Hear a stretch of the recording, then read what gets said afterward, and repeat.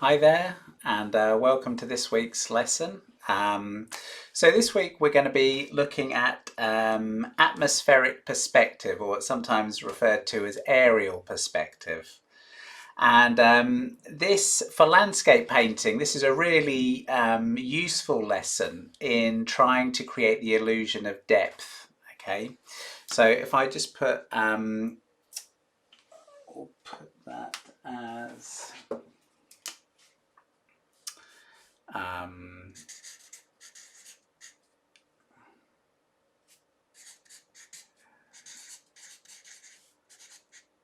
perspective. Okay, so what this is about is it's the effects you get, probably most simply recognized as the idea of things like a blue background, blue objects. Okay, so there's a little bit more to it than that. And I thought it'd be useful to, first of all, just go over some of the theory as I understand it with you. And then we'll look at a few examples from sort of famous artists and try and see those principles in application. And then what I'll do is on Wednesday I'll do a painting, hopefully that incorporates some atmospheric perspective, just to show you how it works when you're actually painting. And then you can perhaps try and do your own landscape. So you might want to go out and get some reference or work from a master copy. So that's what we'll be doing. So let's make a start. So the first thing I think it's useful to just try and understand what we're talking about. So let's get a person standing here, okay, with his easel. Something like that. Okay, so we're out painting in nature or we're taking a photograph. And then what happens is between the person and the distant objects, okay, we'll assume that's the sky, okay.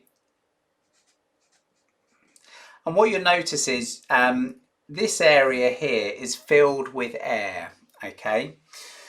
And this air is what's going to be creating our effects, because aerial perspective really comes into effect when we are looking in a day where you've got either slight sort of either moisture in the air or dust in the air. This will amplify the effects of aerial perspective. So what we need to understand is that between the viewer and the distant objects are layers and layers of air, okay? And within each one of these is particles, okay? Now, on sort of very clear days, there are going to be less particles, but on misty days or days where there's water in the air, you're going to get more and more particles.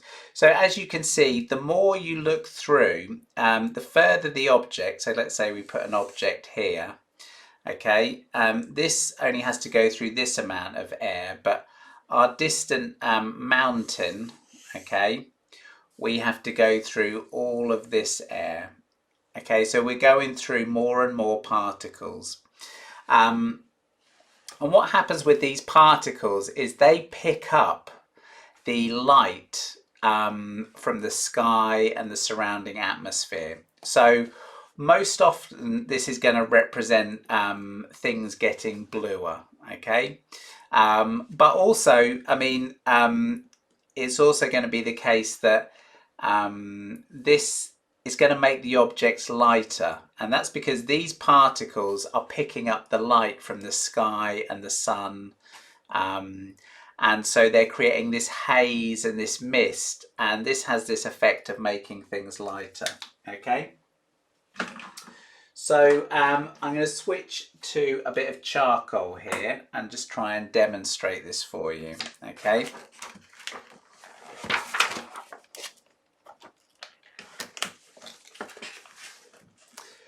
So, as I say, the first principle is generally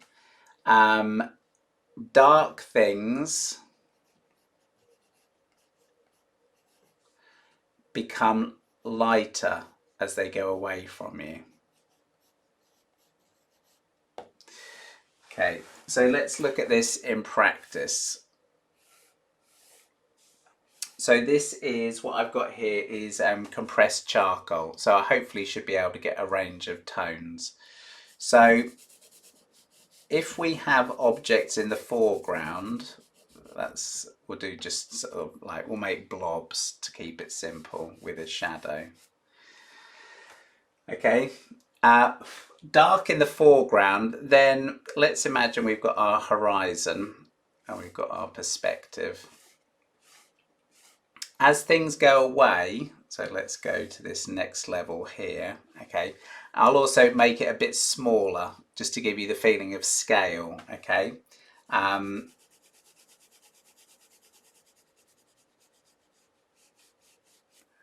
Okay, and I could probably make this a little bit darker. And that is going to recede somewhat, okay? Now let's go back further still, and we'll do another one here. Okay,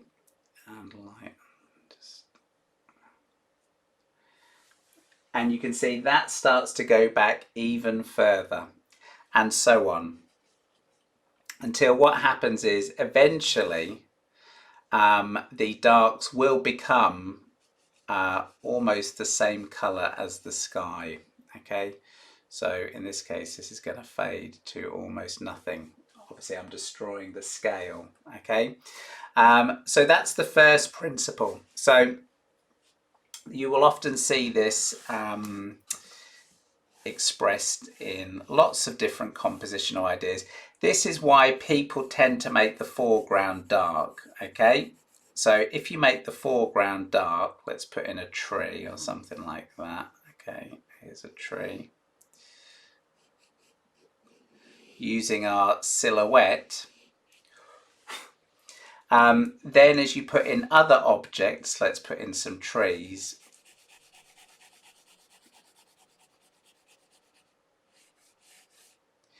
you start to get the illusion of depth with the dark objects being in the foreground. Okay, so this is not as dark as the trees. And then we could get the same sort of thing, maybe with just a row of trees or something like that. Okay, so very dark, a bit dark, and getting lighter in the distance. Okay, so this is great. So the more we can understand this principle, we're really going to be able to start to get the illusion of depth. Now, as I say, what happens is if you go out with your camera probably will expose the darks. It will see this and it will make this as dark. This is why you see, this is one of the problems with cameras, okay, is it will overexpose and you won't get that balance of tones. You'll also notice that we have visual sort of distortions with this. So a really good way to spot it is when you're driving in your car, you're going along and you look at a tree, for example, and you think, well, that tree looks dark to me. Okay, it looks like a dark tree against a light sky. Then what you can do is flip your eyesight so you're looking at, say, the steering wheel or your hands or maybe the mirror, and you notice that because they're so close to you, they're going to be the darkest darks. So look at your hands and the steering wheel and then judge it against the tree. And you'll often find that the tree wasn't as dark as you thought it was. Okay, so there can be difficulties in perceiving this effect.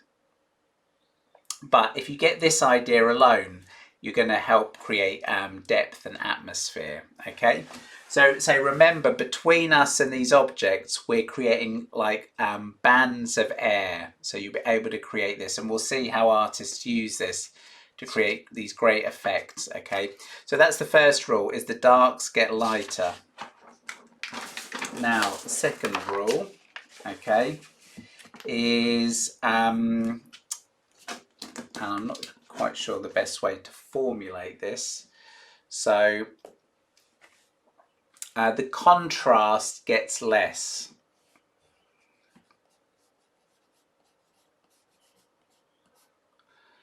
Contrast diminishes.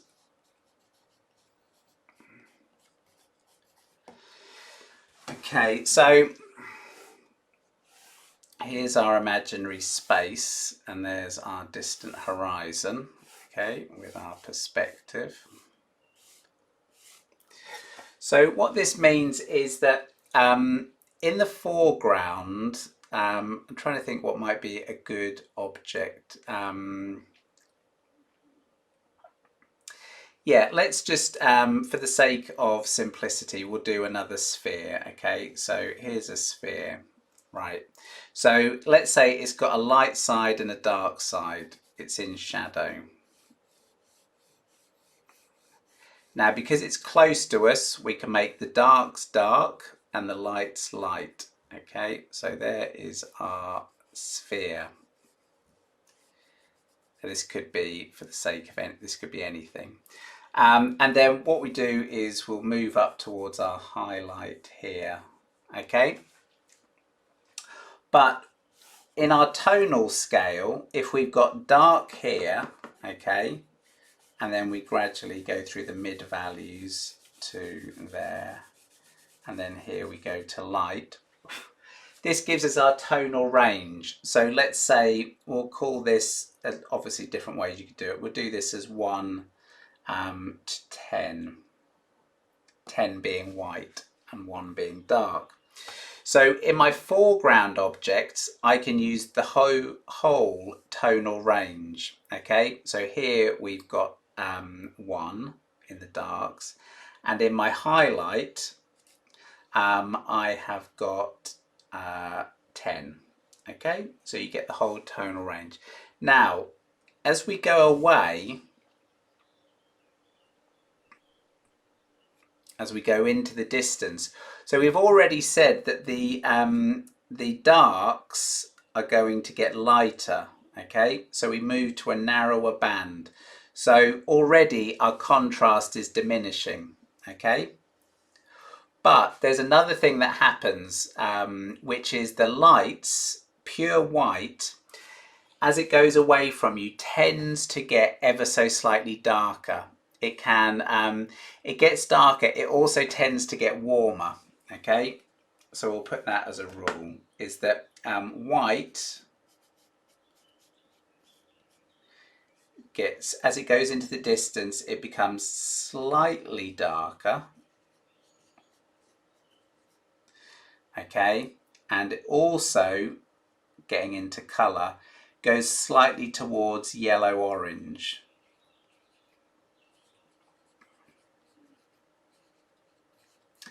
So this is quite useful for when you're painting clouds, okay?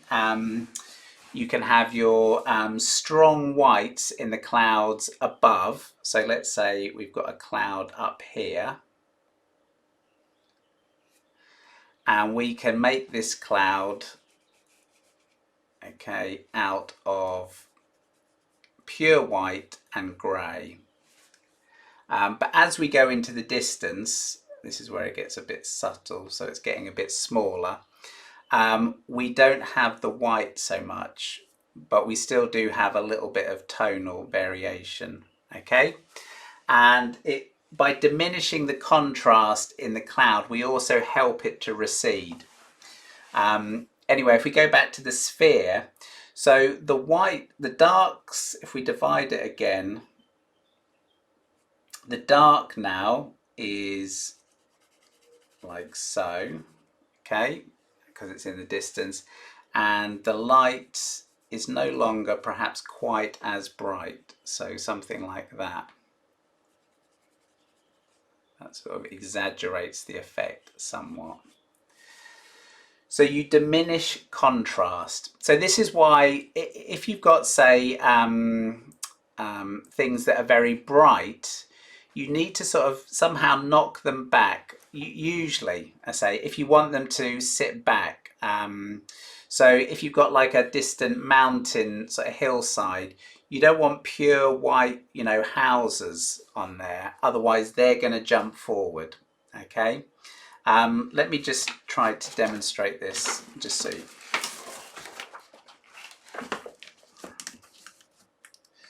So,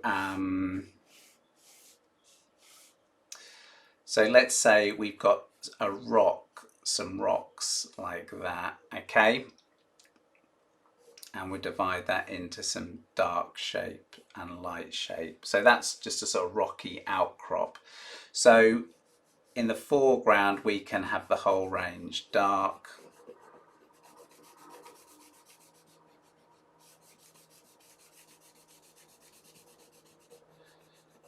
okay, there's the darks and lights, okay. When we go into the distance though, say we've got another sort of rocky sort of shape, my line's a bit dark here. Okay, and we'll put a shape there. So this time we don't go as dark, we lighten our darks.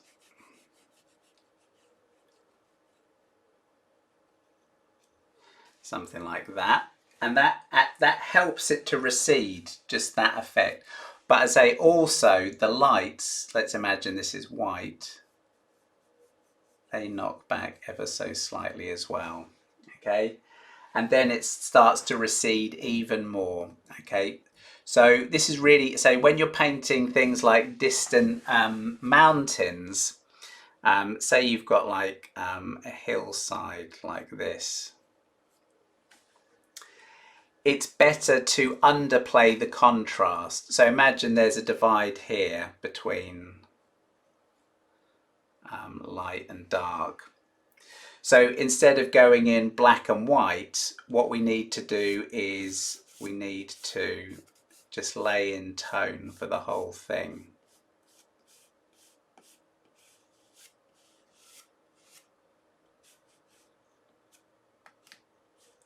Like so. And if there is a divide, we try to make the contrast very subtle, like so.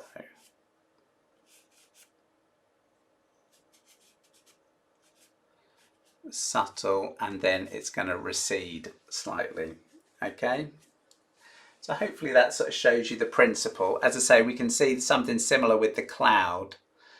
The higher the cloud, the closer it is to us. So this is why you'll see watercolorists, their top cloud often meets the blue sky, and you get the maximum contrast at the top of the painting, and that brings that forward, okay?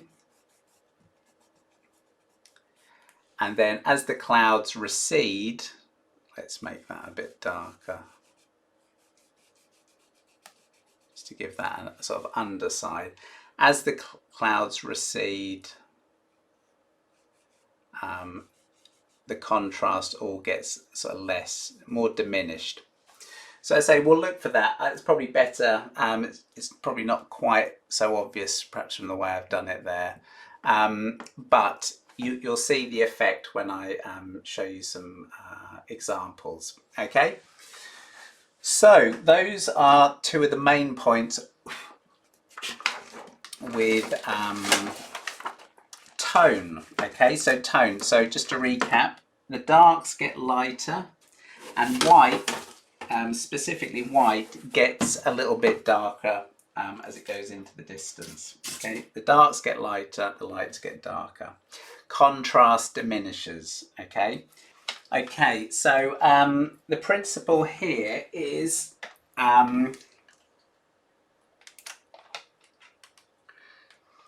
okay, as colours come forward, they tend to get warmer, and as they go away, they get bluer. Okay, so let's put in some sort of landscape using my perspective. So if I show you with greens, so greens are a good example. Okay, so if I start with, in the foreground, pure green.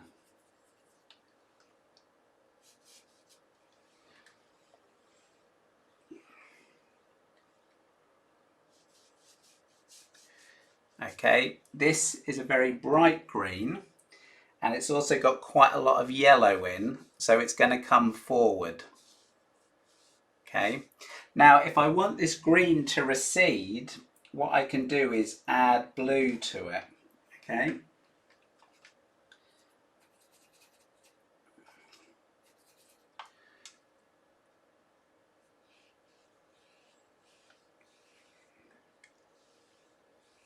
something like that, and then we're going to blue it out even more. So as it goes away from us, it's going to start to desaturate, so it becomes grayer and bluer. Now it's got a bit darker there, so in fact if I dilute that,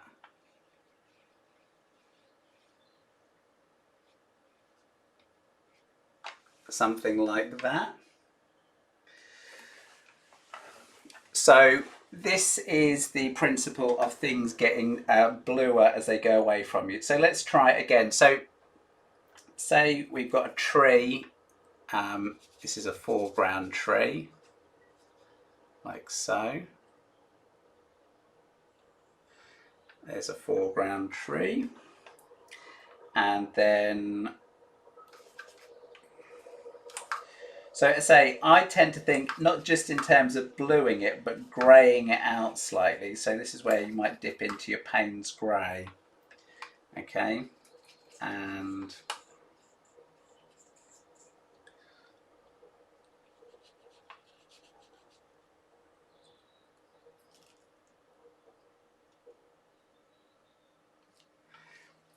now hopefully you can tell between those two that this one comes forward a bit.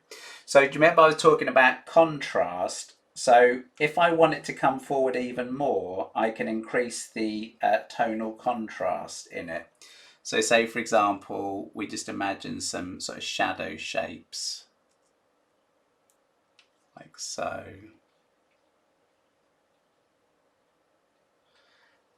Okay, give that some shadow shapes. It increases the contrast and then it comes even more forward. If I was to do it on this far one, then it would tend to bring that forward as well. Okay, so it's a way of creating depth. So I say yellows and oranges. These are the colours that will tend to be in the foreground. These come towards us. Okay, that's got some of that paint still on it, so it's slightly green. Let's go for orange.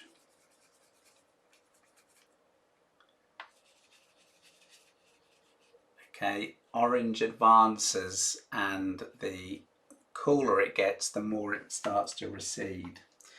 Okay, so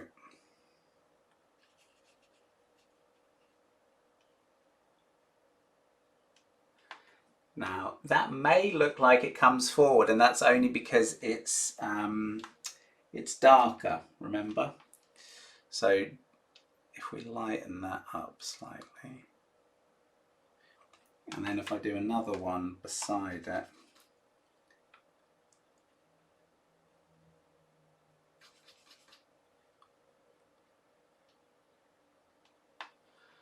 okay, and that naturally starts to create depth. So you don't want to create, you don't want really bright, vibrant, contrasty, straight from the tube colours in the distance, okay? All of these things, they will destroy the atmospheric perspective. So I can try this sky effect here. So if I do a negative shape with my blue, like so, okay, maybe another one there. So that creates the idea of white clouds at the top. But if I lessen that contrast, so if I bring that blue down, maybe make it a bit grayer and a bit lighter. Okay, remember at the moment it's acting a bit like the negative space. Okay.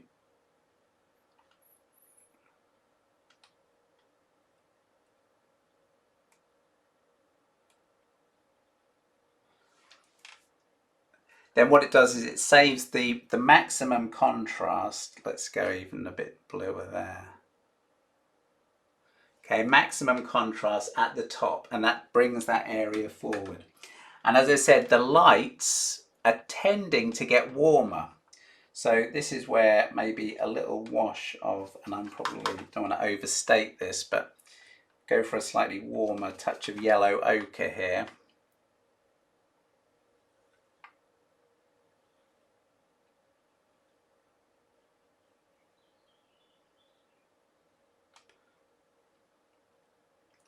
Okay, so it's overstated it ever so slightly. But hopefully you can see that it at least recedes. It's another reason why artists tend not to, when you're doing a landscape, you don't normally want the ground to be a hard dark against a pure white, because it spoils the effect of atmospheric perspective. So I'll do another example. Let's say if we do a boat. Okay, we'll just do a simplified boat like that, and some sort of reflected shape. Okay, and let's imagine our horizon. So we surround that. So that gives us good contrast, like so. So it comes forward. Let's do another one, a smaller one in the distance.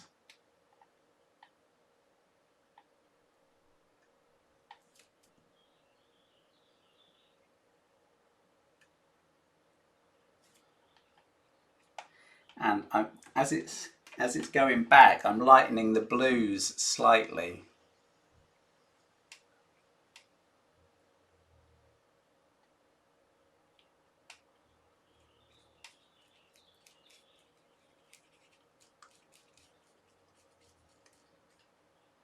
Okay, so as I say, in the reflections, the lights tend to get slightly darker, okay? And they probably go the way of the colour of the water. So if I do this, okay, it's going to make that more lightly read as reflection. That's one shape. And with this other one, remember the whites are getting slightly warmer in the distance, so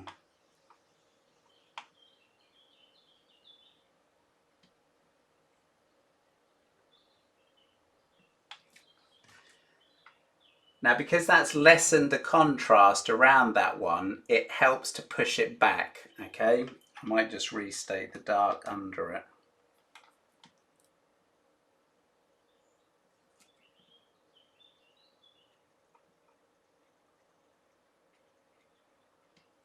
So that's the general principle: high contrast and sharp edges in the foreground, and then as the things go away from you, you make them softer and vaguer. Now, going back to our horizon, if that's the sea, okay, and I put the blue sky above it, like sort of like so. So what do we end up? We end up with white against dark blue, and that's high contrast. So that brings the horizon forward and it flattens the image.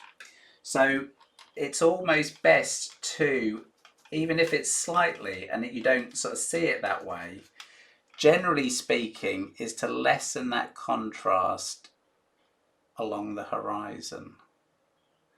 Okay, in fact, I might even bring that up.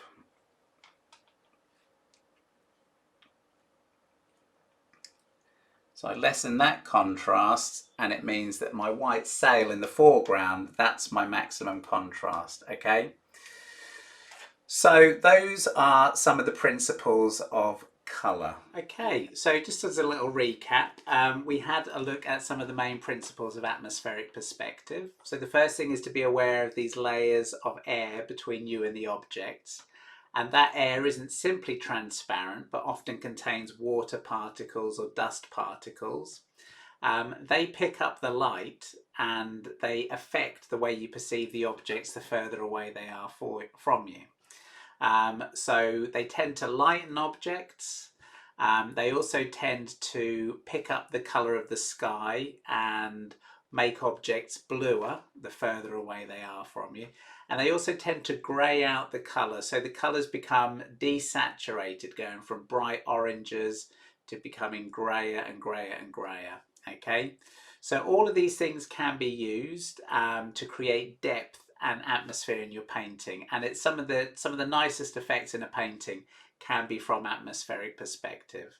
Okay, so what I'm going to do is just show you some artists' work and hopefully just show you some of those examples in practice. Okay, so we'll start with this really nice little study I found online, an Edward Seago, who we've been looking at quite a lot, but he's great at showing off some of these principles of painting. So I think this one really nicely just demonstrates the simple idea that as things go away from you, they get lighter. Okay, so if we have a look at this one, okay, we take that down a bit, and okay. So if I take the colour here, this is this area here is what I would say the darkest dark is. Okay, so we have this sort of tone. You see how he creates this nice counterbalance, so we get a zigzag like that. Okay, so I think that's, if we take this away, just as a side note, if I was to take that away, okay, see how it changes the composition. I would say it makes that tree feel unbalanced. Okay, we put it back, it almost acts like a counter sort of weight to that tree. That's just a sort of side thing to be aware of.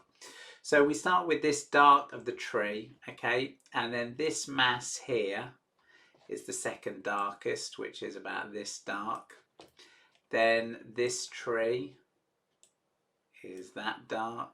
Then this tree is that dark, and this distant sort of tree line back here is that dark. So all greys, okay, merging into a sky, which is also, actually the sky isn't that light as well. His lightest light is probably down on the snow, which is this sort of colour. But yeah, great use of that effect, and it just goes to show you, just by using tone, you can still create this great sense of atmosphere and light. Okay, so that's the Seago.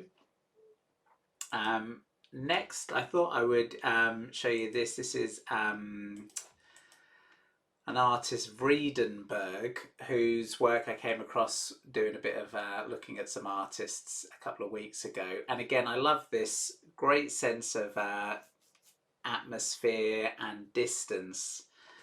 So this sort of Dutch, very flat landscape, but very nicely done. And I thought it was a good example of a couple of those points. So first one being, if you look at the trees, so the trees diminish. So we have a dark side here, okay. Now that's quite an intense green, and the light side is like that. So even though these aren't the brightest greens, the brightest green I would have probably down here. This is the bit closest to us. So this has probably got the most yellow in.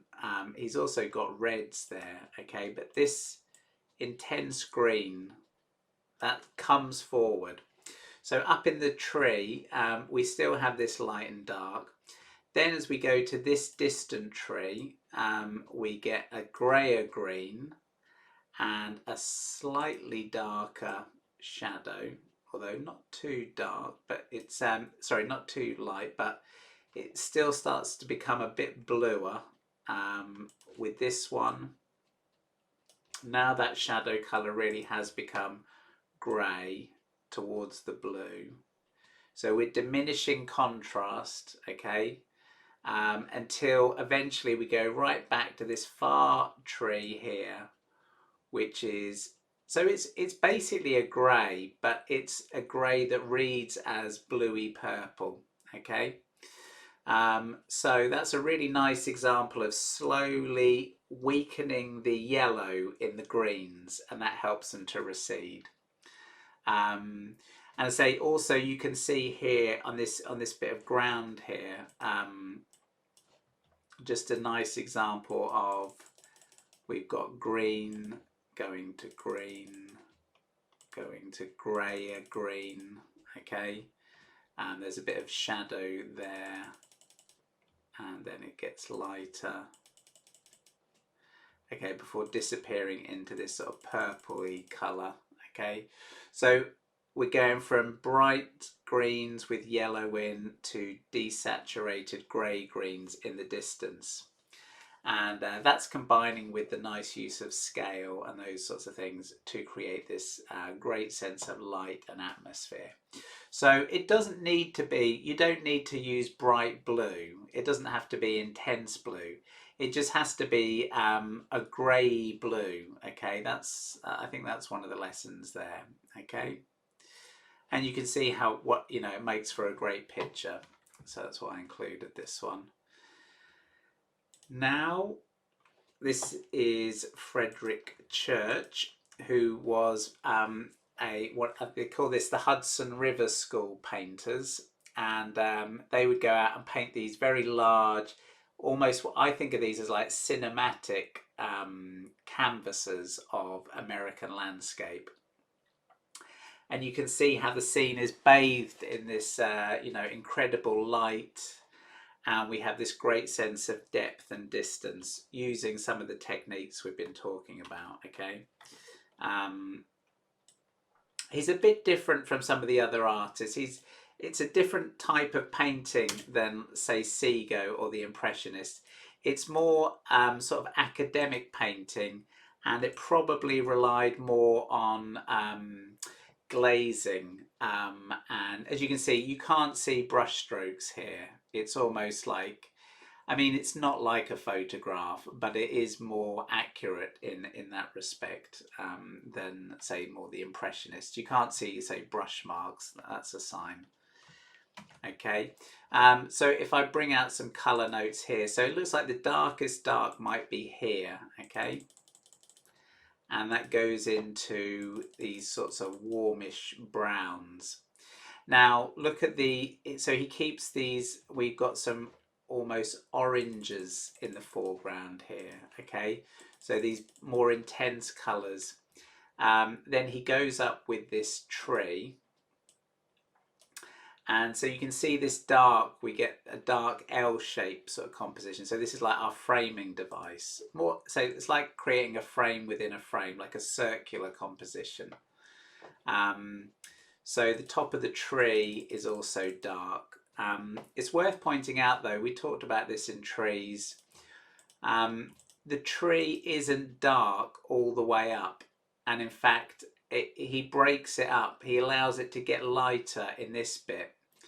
And what that does is it stops it being just a sort of long dark line, and sort of breaks it up slightly, and the effect is softer than if he'd had dark all the way down. So we talked a little bit about this in when I was talking about trees, is that when you have very thin branches, they tend to be painted lighter. Anyway, so we were saying more intense colours in the foreground. We've got some green there and this warmish note here. So it uses the darks and the warms, and then as we go back to these background colours, the shadow colour becomes grey, and the light colour becomes a much more desaturated green, you see? And then as we go into these distant mountains, we get these light, and that reads as blue in the painting. but it's warmer. Now, this is what's interesting about this painting. Here, the mountains get blue as they go away from you on this side. Where the sun is strongest, the atmospheric perspective isn't blue, even though it almost reads as blue. It's almost like an optical trick. Okay, these hills, they get lighter and lighter, and so what's happening there is the light is being affected by the sun. So there's mist in the air. There's a feeling of water in the air, or sort of a little bit of haze. But that haze is picking up the warmish colour of the sun. So that's why it's not. That's why it's warmer on this side of the mountain here, okay, than this side of the mountain, which is here. Okay, so really nice, subtle effects there. Okay, so yeah, so those are, that's a really nice painting. And say if you like that, check out Hudson River School painters, and again they have lots of these great sort of compositions, and they were very keen on this, using atmospheric perspective to create these feelings of vast sort of landscapes. So that's nice. Then I thought I'd show you, we've got a Monet here, Houses of Parliament. And I thought this is useful for, I was talking about, you think this is a dark shape, but then if you compare it with actual black, okay, if we fill that with black, okay, you can see how, relatively speaking, the actual mass of the buildings is actually quite light. So let's just, okay, so that's his dark. So it's really a combination of sort of greens and purples and stuff like that. Okay, so when you're doing landscape painting and you perceive an object to be dark, don't always assume that you need it to go black. Okay, if you want it to read like it's away from you, then lighten it up a little bit. And in this case, it's he's got interesting colors. As I say, there's greens and purples in there and blues, so those would have all been, even though the sky itself is warm, it might have been that the light behind us was blue and there would have been a cooler sky, so you're getting this nice orange and blue composition. You can also see there's another distant mass there, and that's also got this bluey purple, but it's been done, it's softer and it's been made vaguer. So if we step back, it still reads well, but it's actually, it very much dissolves when you look at it. Okay, and of course that's another way of creating depth, which is the further away things are, the more they tend to have softer edges. Okay, they become less in focus. So this is a really nice example of, yeah, it feels like there's air between us and the Houses of Parliament. And I've got another Monet one here. So again, like his Houses of Parliament, he's broken this down into, we've got purples and greens, these sorts of turquoise colours.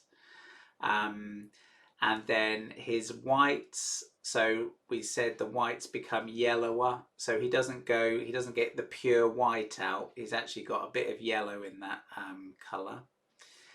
And he keeps all this distant mass quite high key, and then that means that this dark mass, this pole in the water, that's definitely our darkest dark, and that helps to give us a sense of how much depth and distance there is between this pole and the distant buildings.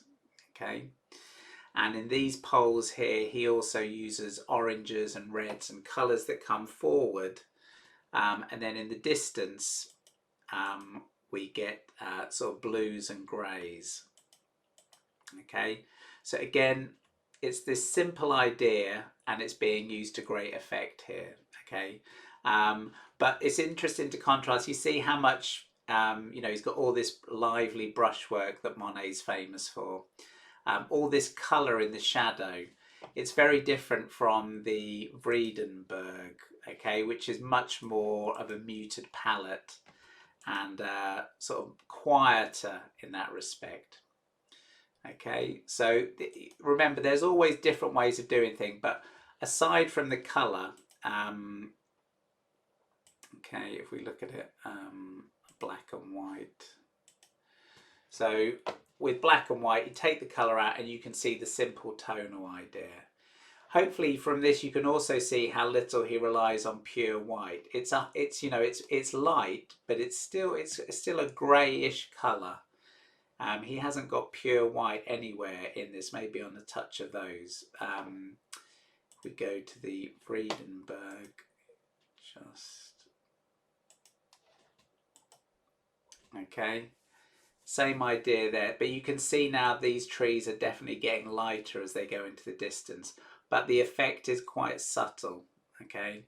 Again, look at this sky. The sky's got this incredibly subtle gradient, but it definitely is going from dark at the top to lighter at the bottom, and that's helping to bring our eye down and not go off at the top.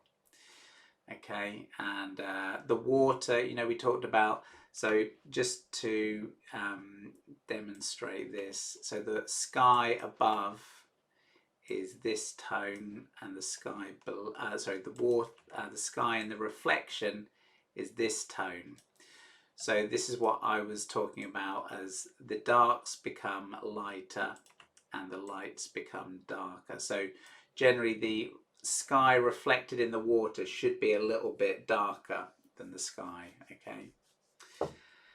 And then lastly, I've got this nice seagull painting. This is a Suffolk scene sort of picture. And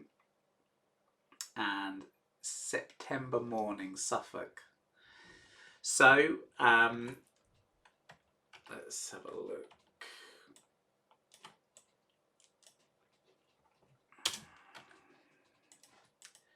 So you can see there, so the greens, now that tree might have been bright green, but he hasn't used bright green. You can see, even though he's got, it sort of implies green, and yet it's more yellows and greys, okay? So no bright green on this. He's kept this foreground tree as a dark silhouette, and we take this colour and we've got this sort of thing, okay? And then the distant tree is that colour. And then the sky. Now that's interesting, isn't it? The sky is actually slightly towards the green, because some people have said they can't often see the green in a sky, okay? But it's here in this one. It looks like yellow, but it's actually, if you take the colour, it's yellowish, but it has a touch of green in it, okay? So just those two trees side by side, they are really helping to create atmospheric perspective, just the two of them, okay? And then when we look at the buildings have been treated as dark shapes, but we have this, this house here. I was also just pointing out this, if you look, this sort of, I'll make that. I think when he did the tree in the foreground, we've got this tree like that, okay, and then the buildings, and then so it's almost like one dark mass. So I know there's colour variation, but it sort of links in with these houses as well, and it sort of links these together. So and then the foreground buildings, he's also got reddy orange in, which is like burnt sienna, and that helps them to come forward. And then the distant trees he has as like this sort of tone, okay? So yeah, with a very little light on the side. And then this amazing blue. So again, not too much, it's not pure blue, it's not bright blue, it's a grey blue, but yet it creates this amazing feeling of depth and distance. So if you can get your colour mixing, if you get your right reference material, hopefully you should be able to, get some light and atmosphere. Okay. So that's my suggestion for you this week. As I say, you're going to get better effects the more mist or haze there is. So you don't really want to be going out on a very clear day. Okay, so see what you can do, and send me them in by Thursday, just after lunch, and we'll do a review. And I'll also do one on Wednesday, a little demonstration painting for you, and hopefully just go over some of these points for you again. Okay, anyway, I hope you found some of that useful, and look forward to seeing you on Wednesday. Okay, thanks a lot. Cheers, bye.